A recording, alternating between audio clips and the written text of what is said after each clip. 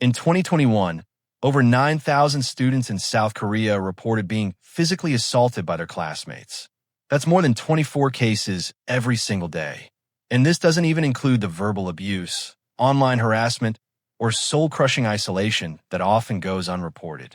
In South Korea, bullying isn't just a teenage phase, it's a national crisis. South Korea is admired globally for its technological innovation, K-pop stars, Olympic athletes, and rigorous education system. But behind this glossy exterior lies a haunting truth, a deeply rooted culture of bullying that scars tens of thousands of students for life. The pain is quiet. The victims are often silenced, and the system, tragically, is failing them. We're not just talking about a few mean kids. We're talking about an entire ecosystem of pressure, perfectionism, and power imbalance that fosters cruelty and indifference. And the worst part? It starts when they're just children. Welcome to a country where academic brilliance often comes at the cost of emotional survival. This is the brutal reality of bullying in Korea. Korean classrooms appear disciplined, structured, and respectful. But beneath this calm surface lies a quiet war. Bullying in Korea takes many forms, some obvious, like physical violence, others more insidious, like social ostracization.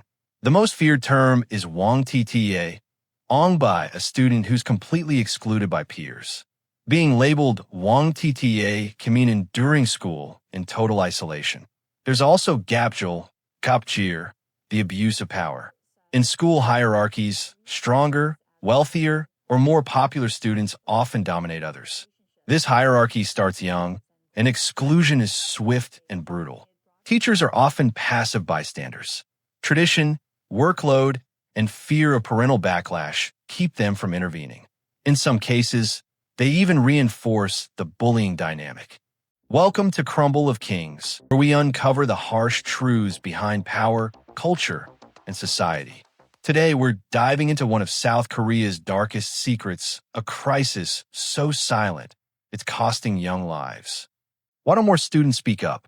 The answer lies in Korea's culture of collectivism and conformity. Maintaining group harmony is sacred. Victims fear disrupting that harmony and drawing attention. Reporting abuse often brings further isolation or even retaliation. Worse, honor culture teaches families to avoid public shame, so parents and schools often downplay or ignore the problem. Some schools avoid filing reports to protect their reputation. Teachers may tell students to toughen up. Administrators fear lawsuits, especially from the bully's parents. In this system, silence becomes survival. One student recalled, "They created a new group chat without me. I sat in class all day and no one said a word. I felt like I didn't exist." Another shared, "They mocked my clothes and accent. I was hit with rulers and trays. When I told my teacher, she said I should be stronger." In 2022, a student in Seoul ended his life after enduring months of abuse. His diary described unspeakable humiliation. The school had known and done nothing. Celebrities aren't spared. In 2021, several K-pop idols were accused of past bullying. Some apologized, others denied it. But many former trainees have shared how violent hazing was part of their lives in music academies. Korean schools promote anti-bullying posters and policies, but in practice, they're often hollow. Investigations are minimal.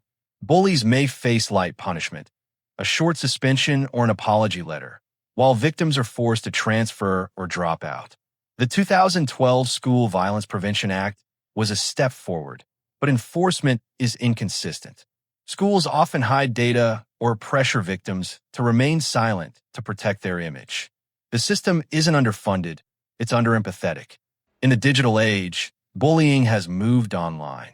Kakao Talk, Naver cafes, and anonymous school forums have become battlegrounds. Cyber ostracism is common. Entire classes create group chats excluding one student. Vague online posts mock the victim. Doxing and revenge porn have also made headlines, with private photos spread online to shame and humiliate. Digital harassment is relentless and inescapable. Victims can't even find safety at home. Bullying now follows them into the night. Efforts to fight cyberbullying exist, but are often ineffective.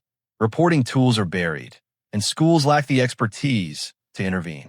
The scars of bullying don't fade with time.